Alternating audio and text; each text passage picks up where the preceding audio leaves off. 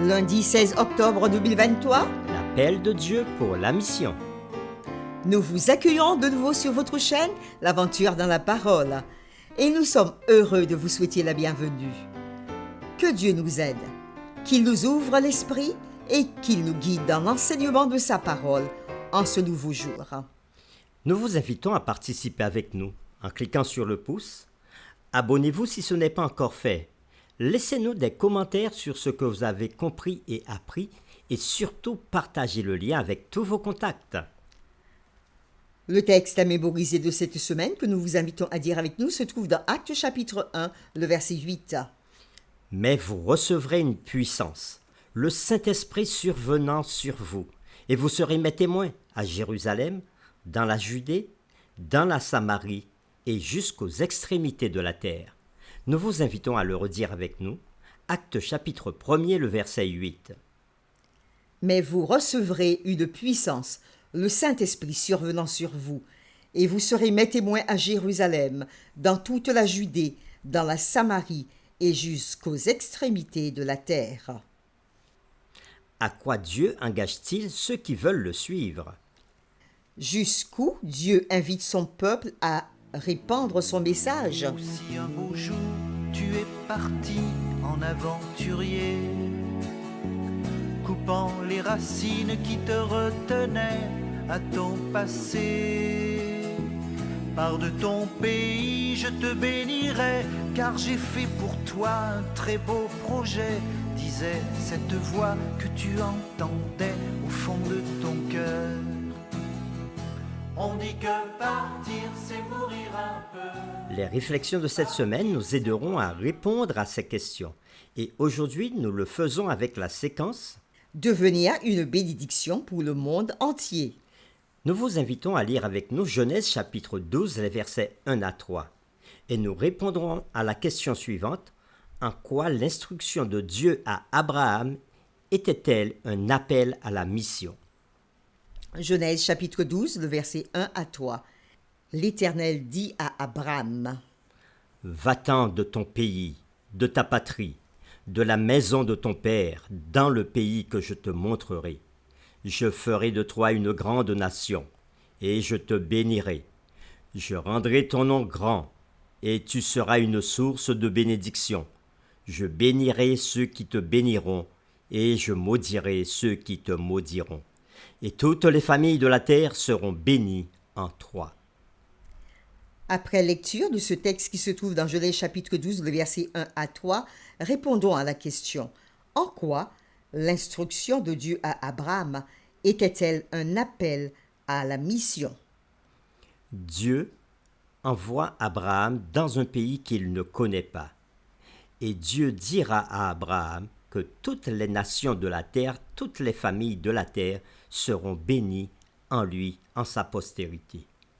Dieu avait demandé à Abraham, dont il changea le nom plus tard en Abraham, de quitter son pays et son peuple et d'aller dans un autre pays.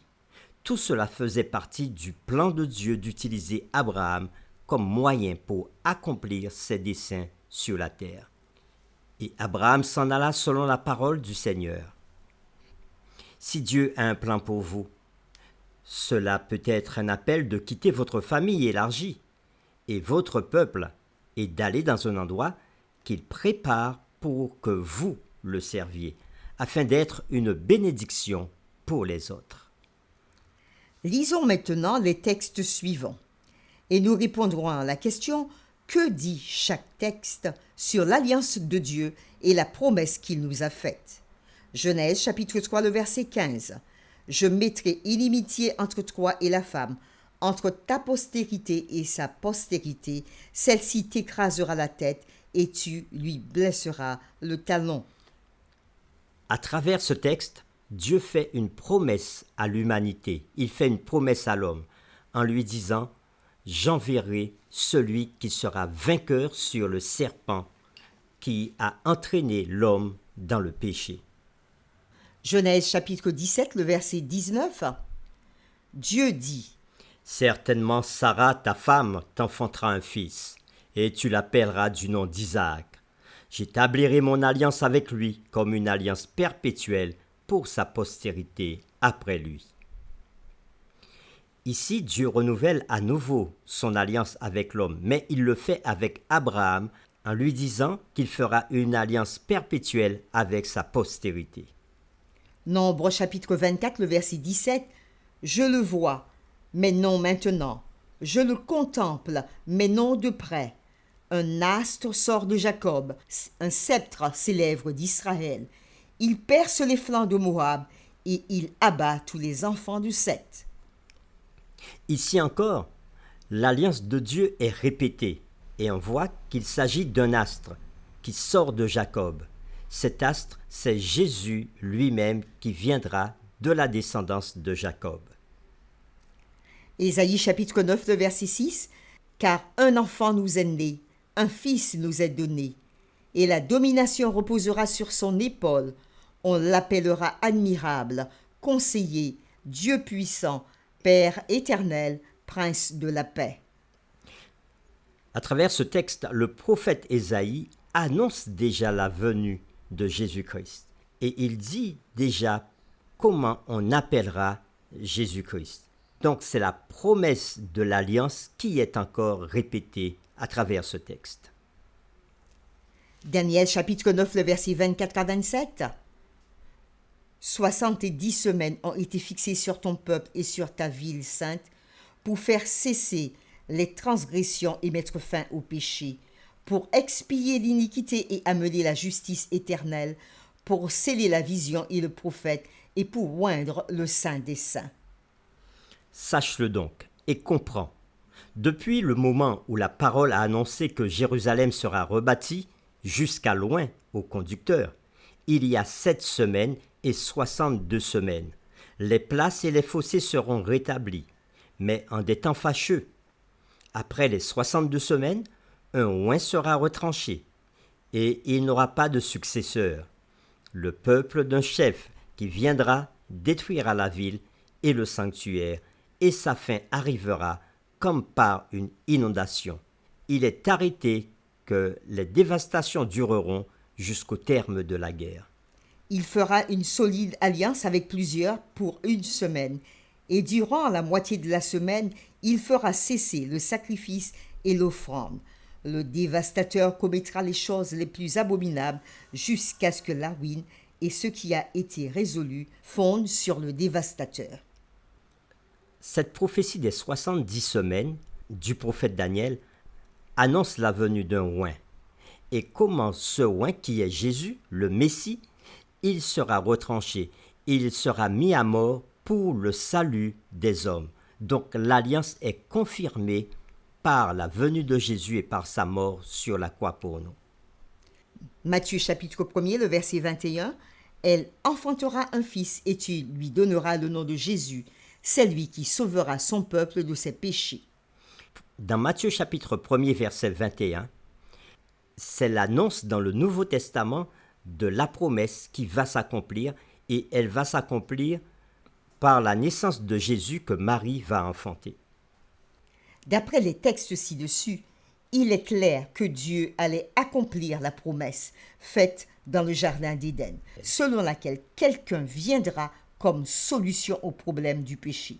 Cette solution, Jésus-Christ le Messie, devait surgir de la lignée d'Abraham et d'Isaac. Hébreux chapitre 11, le verset 9 déclare qu'Isaac et Jacob étaient les héritiers de la promesse de bénédiction que Dieu avait faite à Abraham. Nous ne savons pas exactement à quel moment Abraham lui-même avait su ou compris comment la semence promise surgirait à travers lui, mais il était parti quand même dans la foi.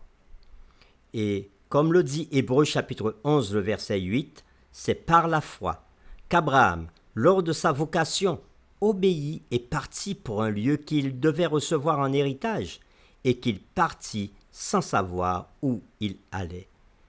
Quel bel exemple pour nous! Pour terminer, réfléchissons à cette question. À supposer que vous soyez appelé par Dieu à partir sans savoir où vous allez, comment réagirez-vous et pourquoi?